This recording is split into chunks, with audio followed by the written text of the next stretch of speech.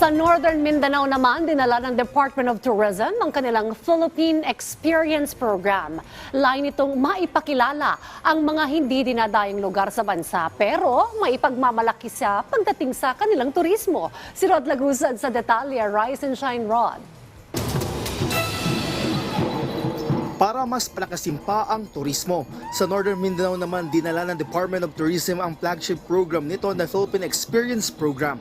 Layong ipakilala nito ang lesser-known destinations sa bansa at maikalat ang oportunidad na mapaunlad ang ekonomiya ng mas maraming lugar sa tulong ng turismo. Unang pinuntahan ng DOT ang Cagayan de Oro City o kilala bilang City of Golden Friendship. Ayon kay Tourism Secretary Cristina Frasco, ang lungsod ay gateway patungo sa Northern Mindanao. In recent years, Cagayan de Oro has strategically been developed as an exciting destination for meetings, incentives, conferences, and exhibitions, or MICE. This development is pivotal as it transforms the city into a hub of professional exchanges and events. Anya, nag-evolve na ang lungsod sa pagiging historical and heritage trail ay patunay lang ng pagkilos ng local tourism stakeholders. Dito makikita ang Museo de Oro kung saan tampok ang mayamang kasaysayan ng lungsod.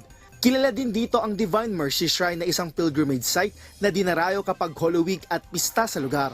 Ayon kay Frasco, sa ilalim ng proyekto, nakaangkla ito sa nais ng Pangulo na mapaunlad ang turismo ng bansa. The Philippine Experience Program perfectly aligns with the National Tourism Development Plan approved by our President under his administration.